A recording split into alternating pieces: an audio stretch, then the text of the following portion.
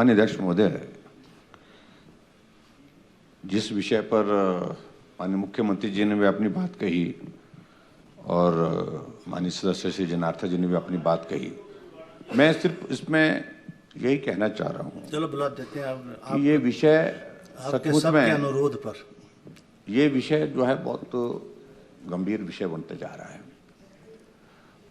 और इस विषय को गंभीरता की तरफ जिस तरह से जा रहा है उस तरह से ये कानून व्यवस्था का एक बहुत बड़ा मुद्दा ये शिमला शहर के अंदर नहीं पूरे प्रदेश में भी बन सकता है। इन सारी चीज़ों को लेकर के भी इस तरह से देखने की आवश्यकता है।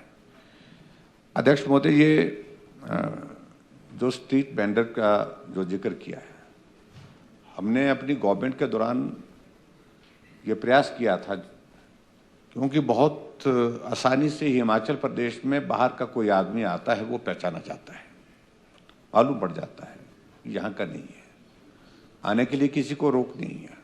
इस देश का नागरिक कोई भी आ सकता है, नियम के मुताबिक बाहर का भी आदमी घूमने फिरने आता है वो भी आता है।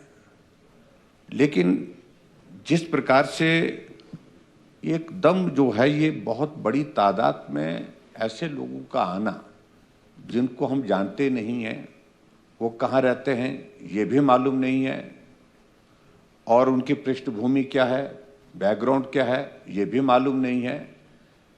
तो जो वेरिफिकेशन का जो हमने उस वक्त एक प्रोसेस शुरू किया था, रजिस्ट्रेशन एंड वेरिफिकेशन, वो अवरुद्ध पड़ा है, वो रुका पड़ा है वर्तमान सरकार में और आप उसकी आवश्यकता महसूस नहीं करते होंगे शायद, मुझे लगता है। और दूसरी बात तो हमको थोड़ा कई बार बोलने में भी एहतियात बरतनी चाहिए। जिस प्रकार से मैं क्षमा चाहूँगा, मैं जिक्र कर रहा हूँ, माननीय मुख्यमंत्री जी ने सरकार बनने के बाद थोड़ा एक जिक्र किया कि 97% हिंदू के इस प्रदेश में मैं हिंदूवादी पार्टी को हरा करके आया हूँ, हम हरा करके आए। ऐसी चीज़ों से कुछ लोगों को जो है उत्साह मिलता है गलत काम करने का। उनको लगता है कि हमारे लिए प्रोटेक्शन है, हमारे लिए बोला जा रहा है, हमारे लिए सोचा जा रहा है। तो ऐसी सूरत में मुझे लगता है कि ये स्थिति और ज़्यादा आगे बढ़ जाती है और ये जो घटना घटित हुई है इसका डिस्पोजल जल्दी करना चाहिए। ये लंबी तारीखें देते देते बहुत लंबा प्रोसेस हो गया। इसको रूटीन का मसला मत सोचिए आप, या आप सोचेंगे कि भाई हिमाचल प्रदेश में जो अनऑथराइज्ड कंस्ट्रक्शन है वो लंबे समय से चल रहा है, लंबे समय से केस चल रहे हैं।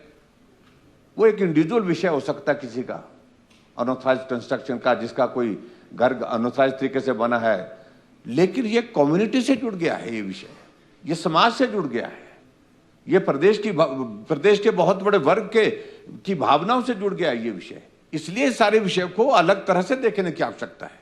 आप इसको हल्के में मत लीजिए, जो भी करना है इसका फैसला करना चाहिए और नियम के मुताबिक कार्रवाई करनी चाहिए। और नियम के मुताबिक कार्रवाई के लिए समय लंबा नहीं। और ये जो आप बोल रहे हैं कमेटी कॉन्स्टिट्यूट करेंगे, ये करेंगे, वो करेंगे, ये सारी चीजें समय टाइम गेन करने के लिए है। और मुझे लगता है कि जिस तरह से हमने देखा अभी तक उसमें कोई नेतृत्व उस प्रदर्शन में नहीं था, ना कांग्रेस की तरफ से था, ना भारतीय जनता पार्टी की तरफ से था, ना किसी और दल की। लोग अपने आप घर से निकले हैं, जन भावनाओं का आप अंदाजा लगा सकते हैं। लोग अपने आप निकले हैं और कोई उनका नेता नहीं था, कोई संगठन नहीं था, लेकिन उसके बावजूद हजारों लोग सड़कों पर आ गए।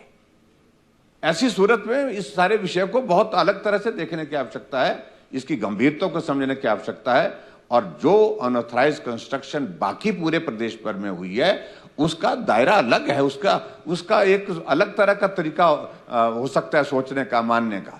लेकिन इस प्रकार से इस सारे मामले को बहुत अलग तरह से देखने की आवश्यकता है, ये मैं माननीय मुख्यमंत्री से कहना चाहूँगा। देश दुनिया की हर खबर सबसे पहले देखने के लिए फॉलो करें Dainik Savera TV, YouTube, Facebook, Instagram, X और व्हाट्सएप चैनल पर।